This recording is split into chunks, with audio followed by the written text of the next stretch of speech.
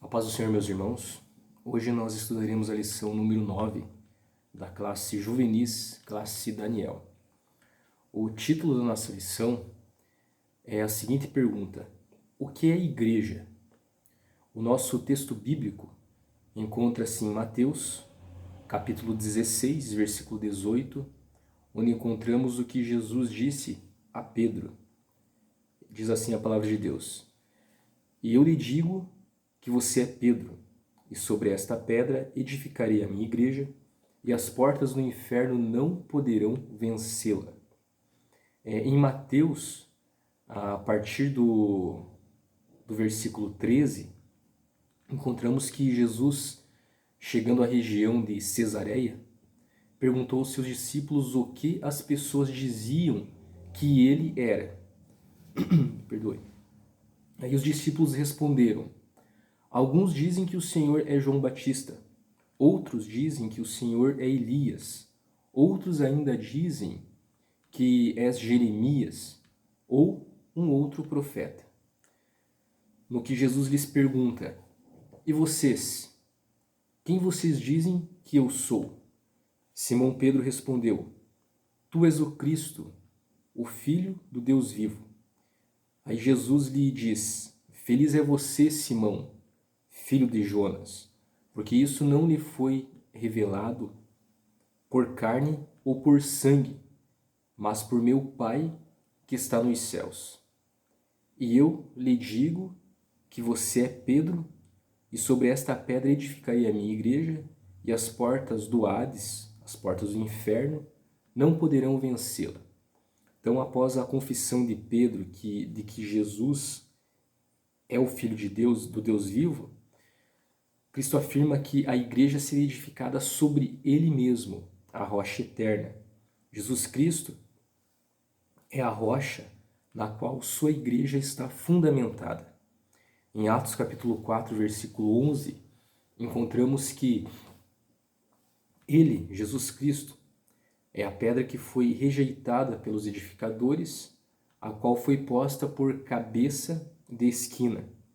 Em uma construção, a pedra angular ou pedra de esquina é a que une duas paredes de um edifício e ainda pode referir-se à pedra principal de uma fundação.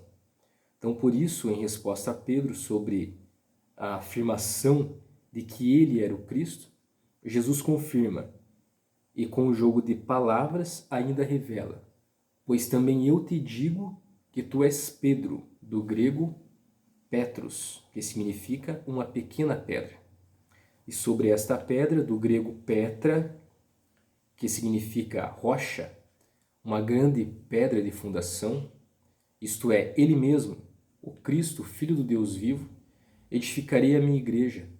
Portanto, Jesus não estava falando que iria construir sua igreja sobre Pedro, Petros, pequena pedra, e sim sobre Ele mesmo, Jesus Cristo, Petra, a rocha inabalável, a pedra de fundação. Cristo é de fato a pedra fundamental da igreja, o alicerce que a mantém firme e triunfante sobre o inferno ao longo de todos esses séculos. É sobre a força e poder do Filho de Deus que os cristãos estão edificados.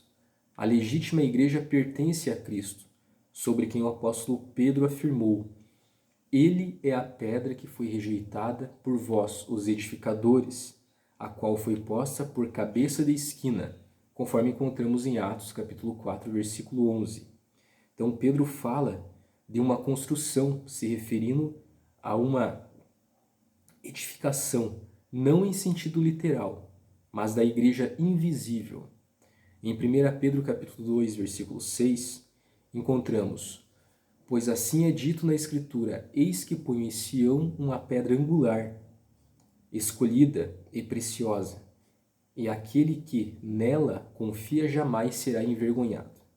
Então a palavra igreja traduz o vocábulo grego eclésia, que deriva de eká, o ek, para fora, e kalel, chamar, o chamar.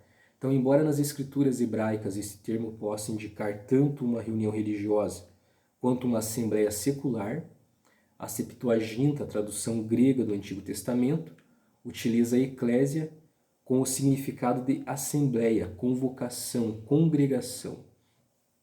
Então devemos tomar o cuidado para não confundir igreja com o templo religioso, o espaço físico, e igreja como o corpo místico de Cristo. Exemplo, em Romanos capítulo 16, versículo 5, Paulo, referindo-se a Priscila e Áquila, escreve: saudai também a igreja que está em sua casa. Então vemos nessa passagem que igreja e casa, espaço físico, não significam a mesma coisa. A residência do casal, nessa passagem bíblica, não era a igreja, e sim o povo que se reunia ali. Então, no livro Doutrinas Bíblicas, encontramos que a palavra igreja é usada hoje em dia, às vezes para denominar uma estrutura física, um edifício usado por uma congregação local. Outras vezes é usada para indicar uma denominação. Entretanto, só existem dois usos bíblicos válidos para o termo igreja, assembleia. Então, existem igrejas locais, assembleias, que não indicam a edificação, e sim os santos reunidos em assembleias, que adoram juntos em certo lugar. Num sentido bem real, todos os atributos da Igreja Universal, segundo se espera, também devem caracterizar a assembleia local. É o corpo de Cristo localizado. Então, em consequência, Paulo podia referir-se à igreja, Assembleia de Deus, em Corinto, na primeira carta de Paulo aos Coríntios, capítulo 1, versículo 2. Ao mesmo tempo, há um uso mais amplo desse termo, com base no contexto igreja. Pode referir-se a todos os santos através da história, bem como do mundo. E somente na situação em que se componham de crentes genuínos, podemos dizer que as denominações fazem parte da Igreja Universal. A Igreja Universal de Cristo, a Igreja Universal que estamos falando aqui, compõe-se dos remidos de todos os lugares, desde a descida do Espírito Santo no dia de Pentecostes até o dia do arrebatamento, que aguardamos. Então, a verdadeira igreja é constituída por todos os fiéis remidos de todas as eras e de todos os lugares, formando o corpo místico de Cristo, por meio do Espírito Santo. Na primeira carta de Paulo aos Coríntios, capítulo 12, versículo 13, encontramos assim: todos nós fomos batizados em um único Espírito, quer judeus, quer gregos, quer escravos, quer livres, e a todos nós foi dado beber de um único Espírito. Então, nesta passagem, o batismo no Espírito Santo aqui não é o mesmo que encontramos em Atos capítulo 2, na descida do Espírito Santo no dia de Pentecostes, do falar em línguas estranhas, Então, e sim o ato do Espírito Santo, a partir do momento da conversão, ele incluir o crente no corpo de Cristo. Conforme o comentário bíblico de Thomas Cook, somos assim incorporados em um corpo espiritual, sem qualquer preferência um do outro, se somos crentes, judeus ou gentios. E seja qual for a nossa posição civil no mundo, seja a de mestres ou servos, escravos, pois somos todos um em Cristo Jesus, com direito a todos os privilégios e benefícios da sua igreja, como semente de Abraão e herdeiros de acordo com a promessa, conforme encontramos lá em Gálatas capítulo 3, versículos 28 e 29. Então, cada crente salvo é membro desse corpo. Em Romanos capítulo 12, versículo 5, encontramos que assim também em Cristo, nós que somos muitos formamos um corpo, e cada membro está ligado a todos os outros. Então, a conversão da pessoa leva à comunhão com um grupo de crentes em Jesus.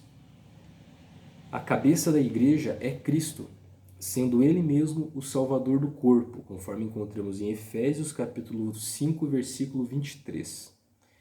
e acrescentando ao corpo, ou seja, à igreja, aqueles que herdam a salvação, conforme encontramos em Atos capítulo 2, versículo 47. Então, segundo a presciência de Deus, antes da fundação do mundo, estabeleceu um plano para salvar a humanidade e elegeu a igreja para pregar o evangelho. Então, são duas as ordenanças da igreja. O batismo em águas é uma delas e a ceia do Senhor, que foram instituídas por Jesus para que fossem observadas pela igreja. Conforme nossa declaração de fé, essas ordenanças não transmitem qualquer poder místico ou graça salvífica, mas são um rito simbólico e universal e pessoal que apontam para as verdades centrais da fé cristã. São ordenanças diretas de nosso Senhor Jesus Cristo. Ele mesmo submeteu-se ao batismo de João Batista, conforme encontramos em Mateus capítulo 3, versículo 14 e 15. Então o batismo é um símbolo de nossa união com Cristo. E, ao mesmo tempo, a confissão pública dessa união.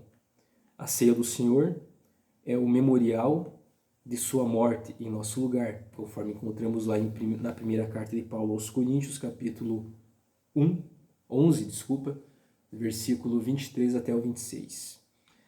Então, a missão primordial da igreja é glorificar a Deus. Na primeira carta de Paulo aos Coríntios, capítulo 10, versículo 31, encontramos assim, assim quer vocês comam, bebam ou façam qualquer outra coisa, façam tudo para a glória de Deus.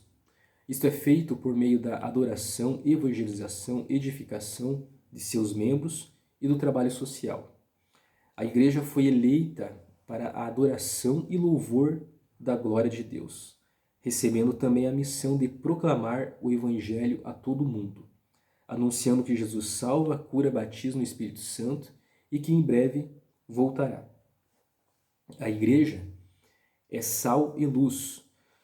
No Novo Testamento, encontramos a igreja sendo descrita como sacerdócio real, conforme 1 Pedro capítulo 2, versículo 9, povo de propriedade exclusiva de Deus, conforme 1 Pedro capítulo 2, versículo 9, corpo de Cristo, conforme 1ª carta de Paulo aos Coríntios capítulo 12, versículo 27, raça eleita, lavoura de Deus e santuário de Deus, conforme podemos encontrar na primeira carta de Paulo aos Coríntios, capítulo 3, versículo 16. Então, no Sermão da Montanha, também conhecido como Sermão do Monte, é o conjunto de ensinamentos principais, que Jesus deu aos seus discípulos. Então, esses ensinamentos são conhecidos como o Sermão da Montanha. Então, Jesus tinha o hábito de ensinar no monte, onde havia mais espaço. O Sermão da Montanha mostra como o cristão deve viver. Jesus disse aos discípulos: vós sois o sal da terra, vós sois a luz do mundo. Então, o sal ele era empregado pelos judeus com o objetivo de temperar e preservar os alimentos, pois naquela época não existia refrigeração. Jesus identifica a igreja e o mundo como duas comunidades distintas. De um lado está a igreja como sal que tempera e preserva, e do outro lado o mundo como um alimento sem sabor e em estado de deteriorização. Então, por causa do pecado. Então, o sal fala do caráter do cristão expresso através de suas atitudes e palavras, capaz de influenciar o mundo pela sua diferença e não semelhança com ele.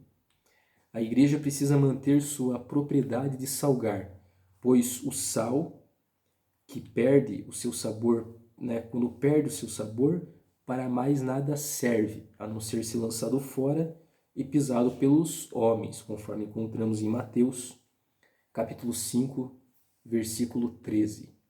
Então, quanto à luz do mundo, a luz é essencial à humanidade e é imprescindível em locais de trevas.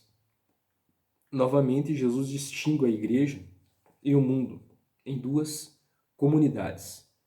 onde, me perdoe, onde a primeira é identificada como luz que ilumina a segunda, como lugar de trevas, então de escuridão.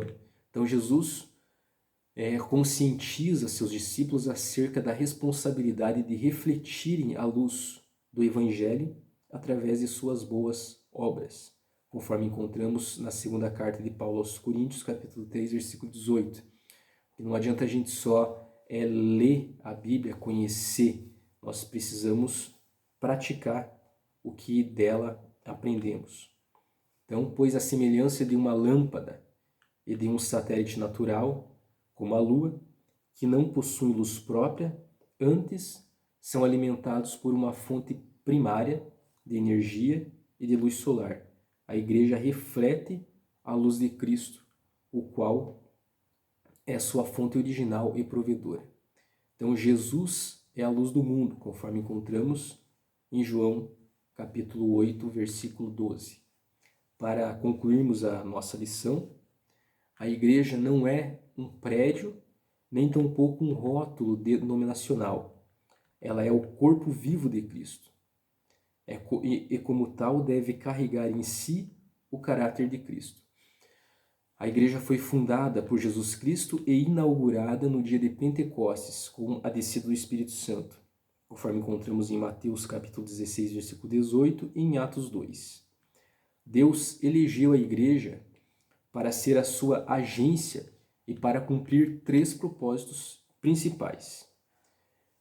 Um deles é adoração, o outro é edificação e o outro é evangelização. Amém? Deus abençoe a cada um de vocês e até a próxima.